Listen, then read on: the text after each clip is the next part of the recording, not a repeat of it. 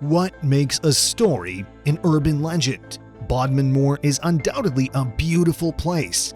A remote, bleak, heather-covered upland granite moorland still grazed by ponies. It has a rich history, evidenced by the numerous fascinating archaeological remains, including over 50 Neolithic hut circles and odd rock formations. And in here sits the Beast of Bodmin Moor, a phantom black cat the size of a puma with prominent teeth and white yellow eyes. How much truth is there to the story? And what keeps fueling these rumors? There are some factors a story should follow to qualify as an urban legend. They should be creepy, widely circulated, vary over time, and have some reason as to why communities want to continue preserving it. The last one is usually for tourism reasons. And the UK has no shortage of creepy, mysterious, and often horrifying tales. Number 10. The Beast of Buchan. The Beast of Bodmin isn't the only big cat around. This one is another phantom cat, this time in the historic Buchan area of northeastern Scotland. As silly as it might sound, fears about the Beast of Buchan were taken so seriously that in 1997, Scottish politician Alex Salmond raised his concerns in the House of Commons.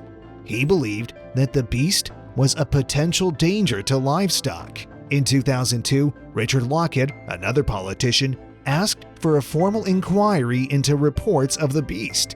But there are skeptics, those who believe some wealthy old collector accidentally let one of his exotic pets loose as a result of the Dangerous Wild Animals Act in 1976. The act stated that owners had to adhere to certain guidelines if they owned exotic pets, so the owners simply let them out because it was too much trouble. Another theory some subscribe to is that USAAF soldiers stationed in Scotland owned pumas as mascots, and when they left the area, they released the cats into the wild. Though there have been many sightings, there is only one notable report of an attack by the beast. In 2002, Doris Moore, who lived nearby, claimed she was attacked by the beast while she was leaving a stable. A friend of hers who witnessed the attack described it as cat-like, the size of a Labrador, and a sleek, black beastie. But things get a lot weirder than mysterious beasts in moors, we assure you. Number 9. The Grey Lady at Longleat House.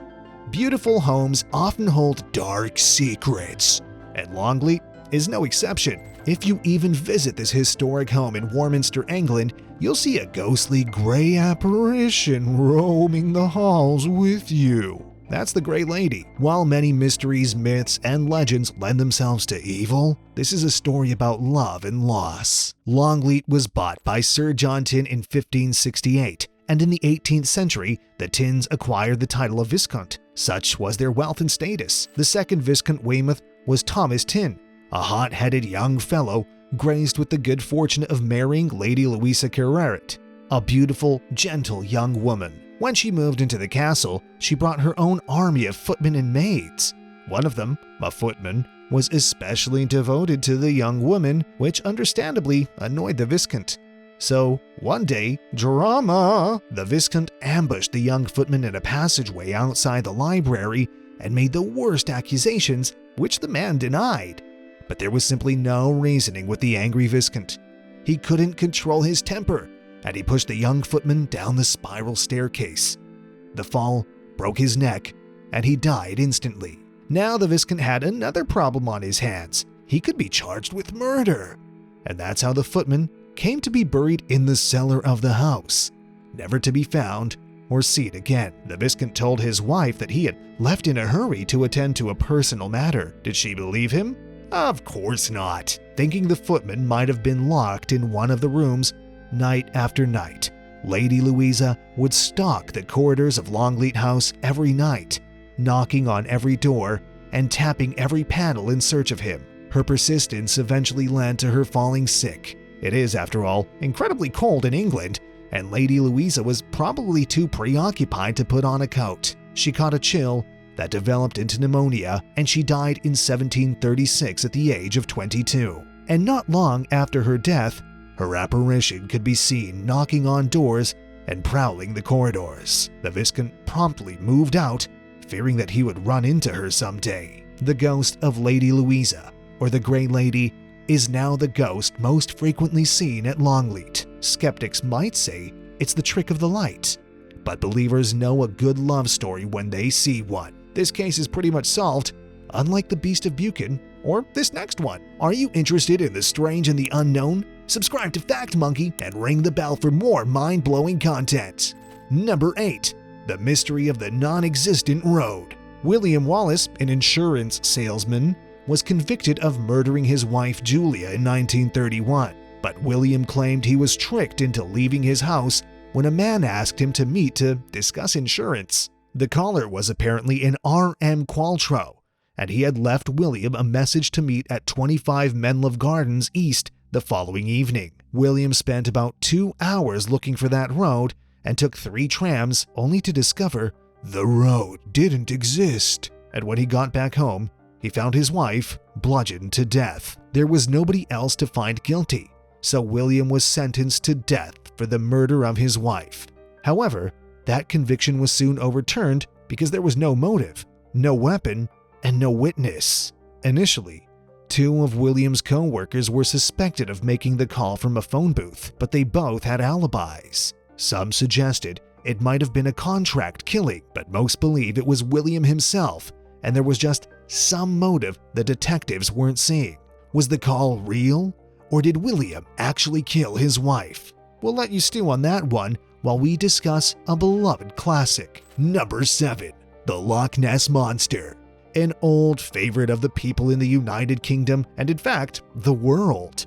Accounts of an aquatic beast living in the lake date back to over 1,500 years. Located in the Scottish Highlands, Loch Ness has the largest volume of fresh water in the UK, reaching a depth of 800 feet and spanning 23 miles. There are a dozen references to Nessie in history, with local pics showing carvings of a strange aquatic creature. The most recent, or at least the one that grabbed the media's attention the most, was when a new road was completed along the shore. In 1933, the Inverness Courier reported that a local couple driving on this road saw the enormous monster rolling and plunging on the surface, and from there, pandemonium ensued. London newspapers sent their correspondents to Scotland, and circuses offered £20,000 rewards to anyone who would capture the beast. Some suggest the monster is a primitive whale with a serpentine neck that was thought to have been extinct for 18 million years. However, skeptics argue that what people see in Loch Ness are seiches, oscillations in the water surface caused by the inflow of cold river water into the slightly warmer loch. None of the theories can be deemed conclusive, and so the search continues. Amateur investigators keep vigil at the site, and in the 1960s, British universities would launch expeditions to Loch Ness using sonar to search the deep, and we have yet to find anything. One thing's for sure, despite claims, there have been no human casualties tied to this story. The same, however, can't be said for the next one. Number 6. The Chained Oak.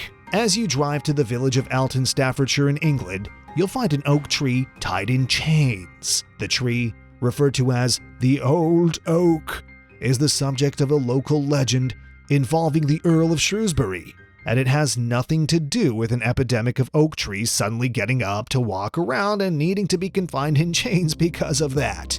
Legend has it that a beggar woman in the 1830s approached the rich old Earl of Shrewsbury for some money. The Earl, who was in his coach en route to Shrewsbury Estate, refused the woman and ordered his driver to keep going. And so naturally, she cursed him, as you do. She said that for every branch that fell off this oak tree, a member of the Earl's family would die.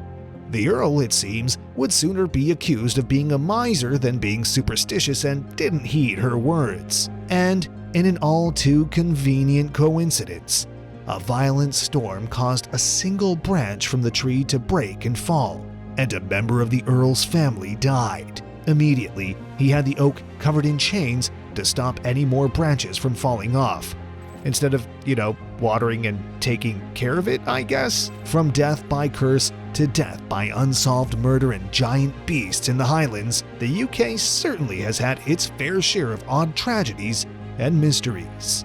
Number 5. Black-eyed children of Cannock Chase. White as snow, eyes like coal. Nope, we're not talking about Snow White. The locals of Cannock Chase in Staffordshire know the area for its scenic bike trails and hiking trails.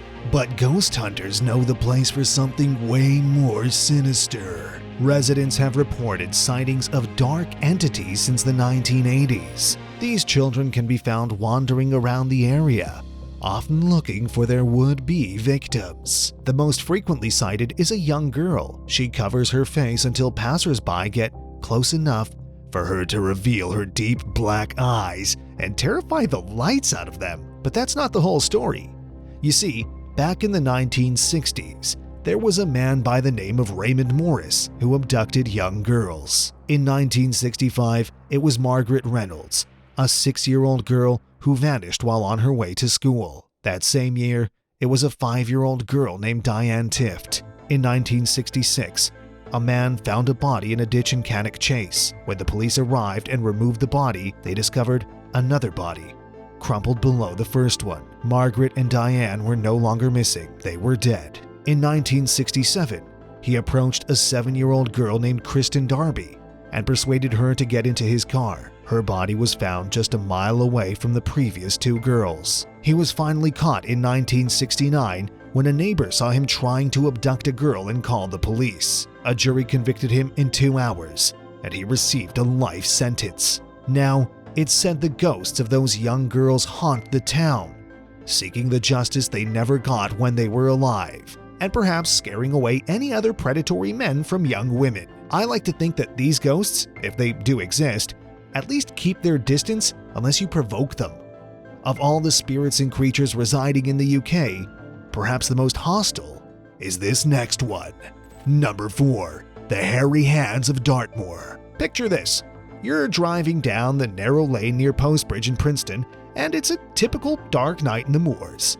You've got some chill music in the background, and the quiet countryside is really helping you picture yourself in a country music video. And all of a sudden, hands, big, hairy hands, grab your steering wheel and force you off the road. It's a story that's occurred way too often. In 1921, a worker at Dartmoor prison was killed as his motorcycle went out of control and crashed. The tale was told by his children, who were riding in the sidecar. They jumped as their father was shouting at them to get out, but he didn't make it. There are tens of stories like these, and the spot has now become notorious for freak accidents. Are these hands an evil entity, or the ghost of some ex-Dartmoor prison inmate? Whatever the case, you might want to grip your steering wheels tighter while you drive down this road. And now, we've kept you waiting long enough. Number 3. The Beast of Bodmin Moor.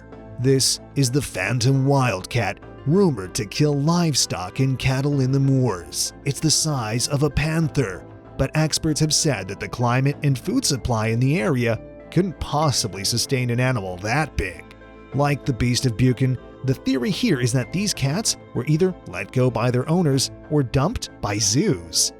Now, it supposedly stalks the moors, and a string of mutilated livestock has done nothing but to fuel these rumors. An investigation carried out by the Ministry of Agriculture, Fisheries and Food revealed that there was no beast, and there can't be a beast in the area. Less than a week after that research was published, a boy walking by the River Fowey found a large cat skull. 4 inches long and 7 inches wide, the skull unmistakably belonged to a large cat. But what was alarming was that the skull was missing a lower jaw. What happened there? Number 2. The Solway Spaceman. A fireman out on a picnic with his family took this photograph. See anything odd? It appears there's an astronaut behind his daughter Elizabeth, with a white suit, a dark visor, and a helmet. He didn't see the figure when taking the picture, and it only showed up once he developed it. It was taken at Burgh Marsh near Burgh by Sands, overlooking the Solway Firth in Cumbria. Not a place known for creepy and unexplainable events. Cumbria is more associated with the Lake District National Park containing some of England's highest mountains. Things got even weirder when the family got a visit from two government agents who identified themselves as number 9 and number 11. Those definitely aren't names you want to hear in any context. They asked to be shown the picture, and official investigations into the scene haven't done anything to prove or disprove the image. Which begs the question, is there an invisible spaceman in your room right now? Maybe pull out a film camera and take a few quick shots and see what comes up. Number 1. The crying girl at King's Cross Station. If there's one thing we know about the people of London, it's that they have no time. King's Cross Station is a city unto itself, with 11 platforms and, on a typical weekday, 149,000 users. So you'll really have to concentrate to hear the faint cry of a little girl who died in a horrific fire in this station. In November 1987, an atrocious fire swept the halls of King's Cross Station, killing 31 people. It started because a passenger threw a match into an escalator. Fueled by a buildup of grease and dust inside the wooden escalator, the fire spread until smoke began to spew from under the steps and onto the main concourse. Now, 34 years later, you can still hear the screams of people who died in the fire, but the most prominent of them is of the little girl with long brown hair dressed in jeans and a t-shirt who has been spotted crying uncontrollably at various spots around the station. Puts you in a tough spot, doesn't it? Do you ignore the crying girl in case she's a ghost, or approach her just in case she's real and needs help finding her mother? We've seen some pretty creepy and mysterious stories from the UK. Would you like to visit any of these places? Let us know in the comments below. If you enjoyed this video, make sure you hit the like button and check out more on our channel. Thanks for watching. The strange and the unknown, like you never ever seen before. Fact Monkey, subscribe right now.